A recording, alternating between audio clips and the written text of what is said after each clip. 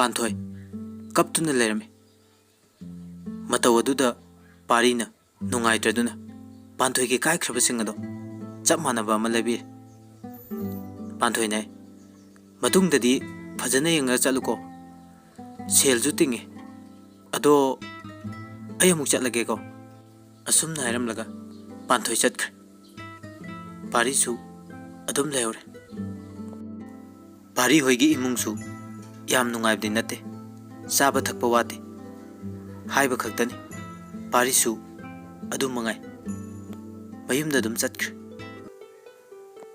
nongma pari college ta lame Panthoi ga ju college pulame Panthoi na sangita dang yengo asigi nupa je aidi nan ke jude sangita na madi aikhoi diga hana karam labne nang nan tak college sang nai dabduda maga thengna dabne maju kaya di lakan dabne Panthoi pari ubuda yam harawrame somdana pari namu hange mamana bamada matao akhoi class ki second bench ta phamliba nupi ja nan ke ude mamana bana nangna laktaba mapa chaduna udribani nang asi nupi ja hana khangbro pari na khumai khangi ngaha nongma aigi gari na thenglu aduda khangnabani pari gi mamana bana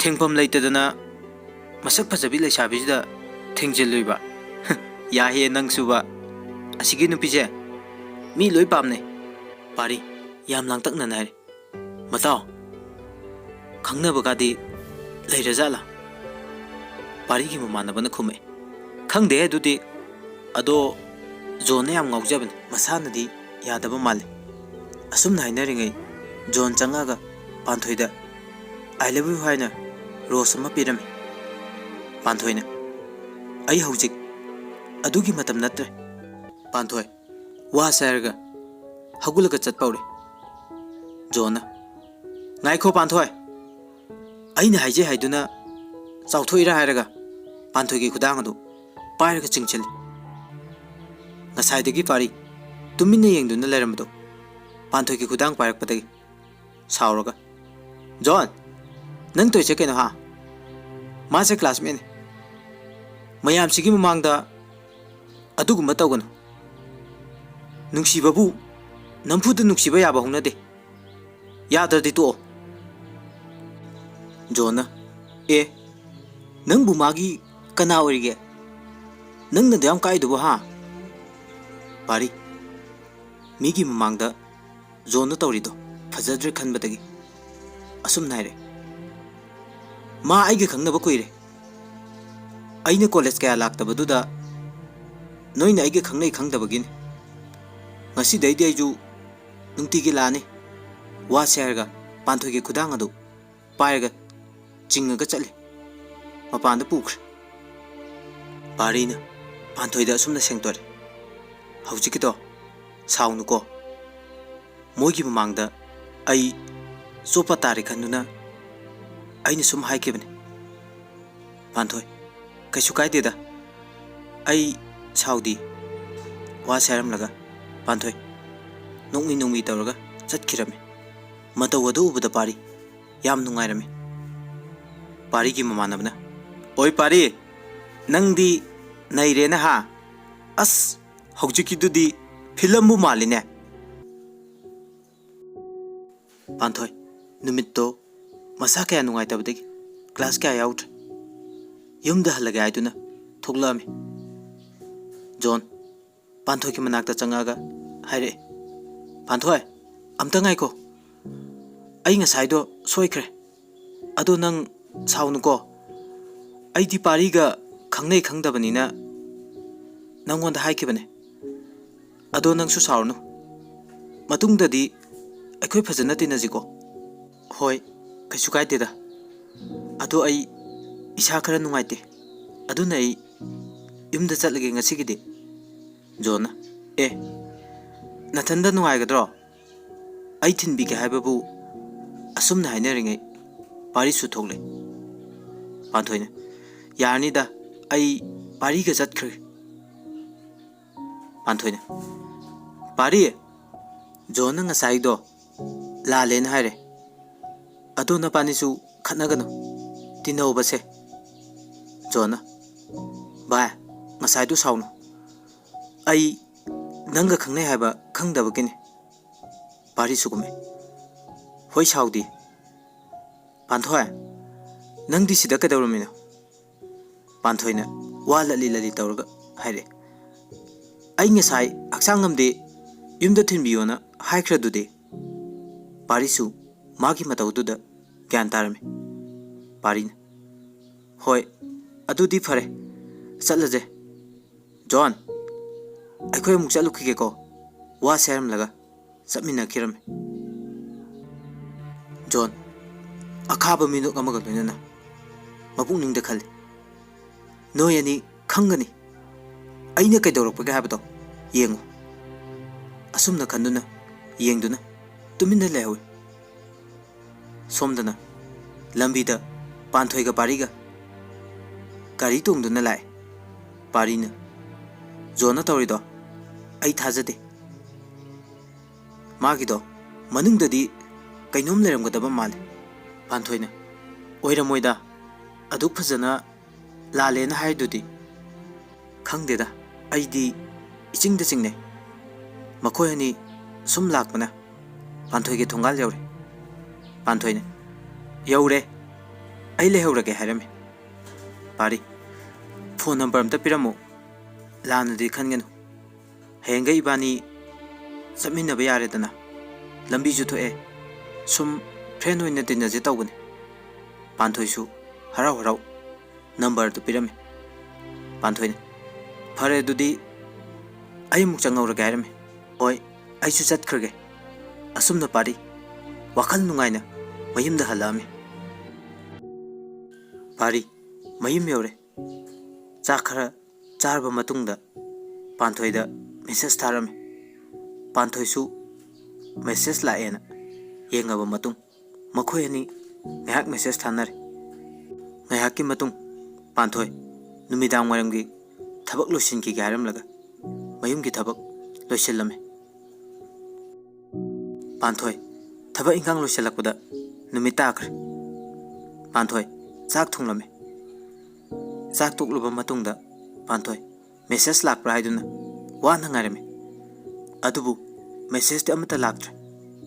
Panthoi table da phamlaga lairik ngahak paringai pung 9 makhai daida phone ama lakhi. Panthoi Pari ore boy khanbada harauna phone do nang hauraroi matagum phone to baikali. Adubu Pari oramdre company gi phone orame. Panthoi as harga mathanda noi. Panthoi ne khal kaino aina mabo su yam nungsirisi. Ngahaki matung Pari phone tawre handakti Pari orambaduda wakhal yam nungai jarame. Phone adu baikale. Aduga Pari na kaidawrige tumdribo. Panthoi su tumdri lairik ngahak yenglambane. Makhoi ani asumna wari ngahak sanarba matungda tumnakre.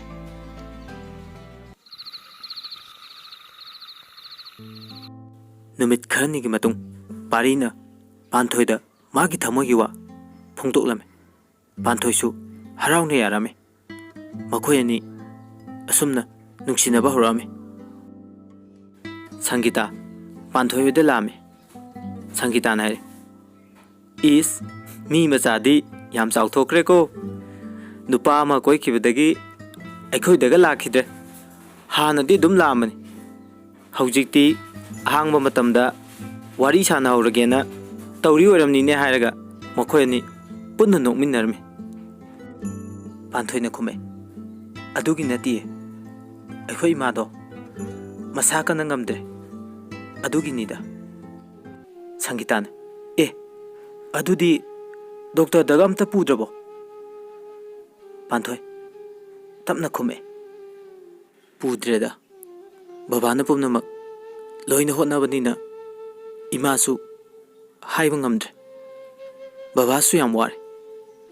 Sangita na ꯈꯪꯗ꯭ꯔꯦꯗ ꯇꯧꯔꯤꯁꯦ ꯑꯩꯅ ꯃꯇꯦꯡ ꯄꯥꯡꯕꯁꯨ ꯉꯝꯗꯦ ꯑꯗꯣ ꯀꯩꯝꯇ ꯈꯟꯒꯅꯨꯁꯦ ꯑꯩ ꯑꯃꯨꯛ ꯆꯠꯂꯒꯦ ꯅꯪꯁꯨ ꯂꯩꯍꯧꯔꯣ ꯄꯥꯟꯊꯣꯏ ꯌꯥꯅꯤꯌꯦ ꯑꯩ ꯊꯤꯟꯗꯣꯛꯄꯤꯒꯦ ꯁꯪꯒꯤꯇꯥꯅ ꯌꯥꯔꯦ ꯂꯩꯍꯧꯔꯣ ꯑꯩ ꯆꯠꯈ꯭ꯔꯒꯦ ꯍꯥꯏꯔꯒ ꯆꯠꯈꯤꯔꯝꯃꯦ ꯄꯥꯟꯊꯣꯏ ꯄꯥꯔꯤꯗ ꯐꯣꯟ ꯇꯧꯔꯦ ꯄꯥꯔꯤ ꯉꯁꯤꯗꯤ ꯑꯩ ꯀꯣꯂꯦꯖ ꯆꯠꯂꯔꯣꯏ ꯄꯥꯔꯤꯅ ꯑꯦ ꯀꯩꯒꯤꯅꯣ ꯄꯥꯟꯊꯣꯏ ꯏꯃꯥꯗꯣ ꯃꯁꯥ ꯉꯝꯗꯦ ꯑꯗꯨꯅꯅꯦ ꯄꯥꯔꯤꯅ ꯉꯥꯏꯍꯥꯛ ꯆꯠꯂꯨꯁꯦ ꯑꯗꯨꯒ ꯁꯠ ꯍꯜꯂꯛꯁꯦ ꯄꯥꯟꯊꯣꯏꯅ ꯉꯥꯏꯈꯣ ꯑꯗꯨꯗꯤ ꯑꯩ ꯏꯃꯥꯗ ꯑꯝꯇ ꯍꯪꯈꯤꯒꯦ ꯏꯃꯥ ꯅꯪ ꯅꯊꯟꯗ ꯂꯩꯍꯧꯕ ꯅꯨꯡꯉꯥꯏꯇꯕ꯭ꯔꯥ ꯑꯩ ꯀꯣꯂꯦꯖ ꯉꯥꯏꯍꯥꯛ ꯌꯧꯔꯨꯒꯦ ꯃꯃꯥꯅ ꯆꯠꯂꯨꯔꯣ ꯏꯃꯥ ꯀꯩꯁꯨ ꯇꯧꯗꯦꯗ ꯅꯄꯥꯕꯨꯡꯁꯨ ꯉꯁꯤꯗꯤ ꯉꯟꯅ ꯍꯜꯂꯛꯄ ꯇꯥꯏ ꯄꯥꯟꯊꯣꯏꯅ ꯐꯔꯦ ꯏꯃꯥ ꯑꯗꯨꯗꯤ ꯑꯩ ꯉꯥꯏꯍꯥꯛ ꯆꯠꯂꯨꯔꯒꯦꯀꯣ ꯑꯗꯣ ꯑꯩꯅ ꯍꯜꯂꯛꯄꯗ ꯏꯃꯥꯒꯤ ꯀꯔꯤ ꯂꯩꯔꯧꯒꯦ ꯃꯃꯥꯅ ꯑꯩ ꯀꯩꯝꯇ ꯆꯥꯅꯤꯡꯗꯦꯗ ꯏꯆꯥꯗ ꯌꯨꯝꯗ ꯐꯖꯅ ꯍꯜꯂꯨ ꯍꯥꯏꯔꯒ ꯃꯃꯥꯅ ꯃꯆꯥꯕꯨ ꯃꯅꯝ ꯅꯝꯕꯤꯔꯦ ꯄꯥꯟꯊꯣꯏ ꯀꯣꯂꯦꯖꯇ ꯄꯥꯔꯤꯒ ꯄꯨꯟꯅ ꯆꯠꯃꯤꯟꯅꯩ ꯄꯥꯔꯤꯗ ꯄꯥꯟꯊꯣꯏꯅ ꯍꯥꯏꯔꯦ ꯏꯃꯥꯗꯣ ꯃꯁꯥ ꯀꯌꯥ ꯉꯝꯍꯧꯗꯦ ꯑꯗꯨꯅ ꯉꯟꯇꯥ ꯍꯜꯂꯛꯁꯤꯀꯣ ꯍꯣꯏ ꯄꯥꯔꯤꯁꯨ ꯌꯥꯔꯝꯃꯦ ꯁꯣꯝꯗꯅ ꯄꯥꯟꯊꯣꯏꯅ ꯀꯣꯂꯦꯖ ꯆꯠꯈ꯭ꯔꯤꯉꯩ ꯄꯥꯟꯊꯣꯏꯒꯤ ꯃꯃꯥ ꯃꯁꯥ ꯀꯟꯅ ꯉꯝꯂꯛꯇ꯭ꯔꯦ ꯉꯥꯏꯍꯥꯛ ꯋꯥꯅ ꯅꯥꯍꯩꯔꯝꯂꯕ ꯃꯇꯨꯡꯗ ꯄꯥꯟꯊꯣꯏꯒꯤ ꯃꯃꯥꯗꯣ ꯊꯋꯥꯏꯒ ꯍꯛꯆꯥꯡꯒ ꯈꯥꯏꯅꯔꯝꯃꯤ ꯄꯥꯟꯊꯣꯏꯒꯤ ꯃꯄꯥ ꯌꯨꯝꯗ ꯍꯜꯂꯝꯃꯤ ꯃꯥꯒꯤ ꯅꯨꯄꯤꯕꯨ ꯀꯧꯔꯝꯃꯤ ꯃꯥꯒꯤ ꯅꯨꯄꯤ ꯀꯧꯕ ꯇꯥꯃꯜꯂꯛꯇ꯭ꯔꯕꯗ ꯃꯅꯥꯛꯇ ꯆꯪꯁꯤꯟꯗꯨꯅ ꯌꯦꯡꯂꯨꯕꯗꯗꯤ ꯁꯣꯔ ꯍꯣꯜꯂꯝꯗ꯭ꯔꯦ ꯄꯥꯟꯊꯣꯏꯁꯨ ꯃꯇꯝ ꯑꯁꯤꯗ ꯌꯨꯝꯗ ꯍꯜꯂꯛꯑꯝꯃꯤ ꯃꯍꯥꯛ ꯃꯃꯥꯒꯤ ꯄꯥꯎ ꯑꯗꯨ ꯇꯝꯕꯗ ꯌꯥꯝ ꯀꯞꯂꯝꯃꯤ ꯄꯥꯟꯊꯣꯏ ꯌꯥꯝ ꯅꯤꯡꯉꯝꯗꯅ ꯀꯞꯂꯦ ꯑꯁꯨꯝꯅ ꯃꯃꯥꯒꯤ ꯃꯊꯧ ꯃꯉꯝꯁꯨ ꯄꯨꯟꯅ ꯄꯥꯡꯊꯣꯛꯈ꯭ꯔꯦ ꯃꯇꯝ ꯈꯔꯒꯤ ꯃꯇꯨꯡ ꯄꯥꯟꯊꯣꯏ ꯁꯪꯒꯤꯇꯥꯒ ꯂꯣꯏꯅꯅ ꯀꯣꯂꯦꯖ ꯀꯥꯔꯛꯑꯦ ꯄꯥꯔꯤꯗꯤ ꯃꯃꯥꯟꯅꯕ ꯑꯃ ꯃꯁꯥ ꯉꯝꯗꯦ ꯂꯥꯛꯑꯔꯣꯏꯅ ꯍꯥꯏꯔꯛꯑꯝꯃꯤ ꯖꯣꯟ ꯄꯥꯟꯊꯣꯏꯒꯤ ꯃꯅꯥꯛꯇ ꯆꯪꯉꯒ ꯉꯁꯤꯗꯤ ꯊꯋꯥꯏ ꯅꯨꯡꯉꯥꯏꯇ꯭ꯔꯕꯣ ꯄꯥꯔꯤ ꯂꯥꯛꯇꯕꯒꯦ ꯖꯣꯟꯅ ꯑꯆꯥꯄꯣꯠ ꯆꯥꯔꯨꯁꯤ ꯂꯥꯛꯑꯣꯅ ꯄꯥꯟꯊꯣꯏꯗ ꯍꯥꯏꯔꯝꯃꯤ ꯄꯥꯟꯊꯣꯏ ꯌꯥꯔꯅꯤꯗ ꯖꯣꯟꯅ ꯉꯔꯪ ꯉꯪꯕꯗꯒꯤ ꯌꯥꯗ꯭ꯔꯗꯨꯅ ꯑꯆꯥꯄꯣꯠ ꯆꯥꯕ ꯆꯠꯂꯝꯃꯤ ꯑꯆꯥꯄꯣꯠ ꯆꯥꯐꯝꯗ ꯁꯪꯒꯤꯇꯥꯅ ꯍꯥꯏꯔꯛꯑꯦ ꯖꯣꯟ ꯍꯟꯗꯛꯇꯤ ꯂꯥꯏꯔꯤꯛ ꯀꯟꯅ ꯄꯥꯗꯕ ꯌꯥꯔꯣꯏꯅꯦꯀꯣ ꯌꯨꯝꯗꯒꯤ ꯆꯠꯊꯣꯛ ꯆꯠꯁꯤꯟꯗꯨ ꯅꯨꯡꯉꯥꯏꯇ꯭ꯔꯦ ꯀ꯭ꯂꯥꯁꯁꯨ ꯊꯦꯡꯅ ꯌꯥꯎꯔꯕꯅꯤꯅ ꯑꯩꯗꯤ ꯑꯩꯈꯣꯏ ꯃꯃꯥꯒꯤ ꯃꯅꯥꯎꯅꯨꯄꯤ ꯏꯟꯗꯣꯝꯆꯥ ꯍꯣꯏꯗ ꯂꯩꯔꯅꯤ ꯅꯛꯁꯨ ꯅꯛꯑꯦ ꯖꯣꯟꯅ ꯄꯥꯟꯊꯣꯏ ꯅꯪꯗꯤ ꯀꯃꯥꯏ ꯇꯧꯗꯣꯏꯅꯣ ꯄꯥꯟꯊꯣꯏ ꯑꯩꯗꯤ ꯈꯪꯗꯦꯗ ꯕꯕꯥꯁꯨ ꯃꯊꯟꯇ ꯂꯩꯍꯧꯔꯅꯤ ꯑꯩꯅ ꯑꯃꯨꯛ ꯆꯠꯈ꯭ꯔꯗꯤ ꯑꯗꯨꯒ ꯁꯥꯏ ꯑꯅꯛꯄꯗ ꯚꯔꯥꯕꯨ ꯂꯩꯒꯗ꯭ꯔꯥ ꯈꯪꯗꯦ ꯖꯣꯟꯅ ꯍꯥꯏꯔꯦ ꯄꯥꯟꯊꯣꯏ ꯅꯪ ꯑꯗꯨꯒꯤꯗꯤ ꯀꯩꯝꯇ ꯈꯟꯒꯅꯨ ꯑꯩꯈꯣꯏꯒꯤ ꯀꯥ ꯚꯔꯥ ꯁꯥꯜꯂꯦ ꯅꯪ ꯅꯣꯏ ꯕꯕꯥꯗ ꯌꯥꯅꯕ ꯉꯥꯡꯅꯔꯣ ꯚꯔꯥꯗ ꯂꯩꯕꯩꯗꯤ ꯀꯩꯝꯇ ꯈꯟꯒꯅꯨ ꯄꯥꯟꯊꯣꯏꯁꯨ ꯍꯣꯏ ꯑꯩꯁꯨ ꯂꯩꯗꯤ ꯂꯩꯅꯤꯡꯕꯗꯣ ꯕꯕꯥ ꯑꯃꯨꯛ ꯃꯊꯟꯇ ꯂꯩꯕꯗꯣ ꯅꯨꯡꯉꯥꯏꯒꯗ꯭ꯔꯥꯅ ꯈꯪꯗꯦ ꯍꯣꯏ ꯑꯗꯣ ꯑꯩꯈꯣꯏ ꯕꯕꯥꯗ ꯍꯪꯉꯛꯈꯤꯒꯦ ꯑꯗꯨꯒ ꯍꯥꯏꯔꯛꯑꯒꯦ ꯑꯁꯨꯝꯅ ꯋꯥꯔꯤ ꯁꯥꯟꯅꯗꯨꯅ ꯃꯈꯣꯏ ꯑꯆꯥꯄꯣꯠ ꯆꯥꯕ ꯂꯣꯏꯔꯒ ꯄꯨꯟꯅ ꯊꯣꯛꯂꯛꯑꯦ ꯄꯥꯟꯊꯣꯏ ꯀꯣꯂꯦꯖꯇꯒꯤ ꯍꯜꯂꯛꯑꯝꯃꯦ ꯃꯌꯨꯝ ꯌꯧꯔꯦ ꯃꯄꯥꯗ ꯍꯪꯉꯝꯃꯦ ꯃꯄꯥꯗꯨꯁꯨ ꯍꯣꯏ ꯍꯥꯏꯗꯨꯅ ꯌꯥꯔꯛꯑꯦ ꯃꯄꯥꯅ ꯍꯥꯏꯔꯦ ꯑꯩꯁꯨ ꯈꯜꯂꯤꯅꯤꯅꯦ ꯑꯩꯅ ꯊꯕꯛ ꯆꯠꯈ꯭ꯔꯒ ꯌꯨꯝꯁꯤꯗ ꯅꯊꯟꯗ ꯂꯩꯍꯧꯕꯗꯣ ꯏꯄꯥꯁꯨ ꯅꯨꯡꯉꯥꯏꯇꯦ ꯑꯩꯅ ꯊꯕꯛ ꯆꯠꯂꯤꯁꯤꯗꯤ ꯊꯦꯡꯕꯁꯨ ꯌꯥꯎꯏ ꯉꯟꯕꯁꯨ ꯌꯥꯎꯏ ꯑꯩꯁꯨ ꯅꯊꯟꯗ ꯂꯩꯍꯧꯏ ꯈꯟꯕꯗ ꯊꯕꯛ ꯑꯃꯇ ꯐꯖꯅ ꯂꯩꯇꯥꯅ ꯇꯧꯕ ꯉꯝꯗꯦ ꯐꯔꯦ ꯑꯗꯨꯅ ꯂꯩꯅꯕ ꯇꯧꯔꯣ ꯀꯗꯥꯏꯗ ꯂꯩꯒꯅꯤ ꯕꯕꯥ ꯑꯗꯨꯒꯤꯗꯤ ꯌꯥꯅꯤ ꯏꯃꯥꯟꯅꯕ ꯑꯃꯒꯤ ꯚꯔꯥ ꯁꯥꯜꯂꯦꯅ ꯍꯥꯏ ꯑꯗꯨꯗ ꯂꯩꯔꯒꯦ Sankita juju mandum chahoida laini ni hai. Asumna mapaga yanarame. Panthoi pari da phone tawra kaire. Ai barada leirge. Babana yumda ithanda leibidusu nungaite na hai. Parisu kaisu khanba tawdana yare.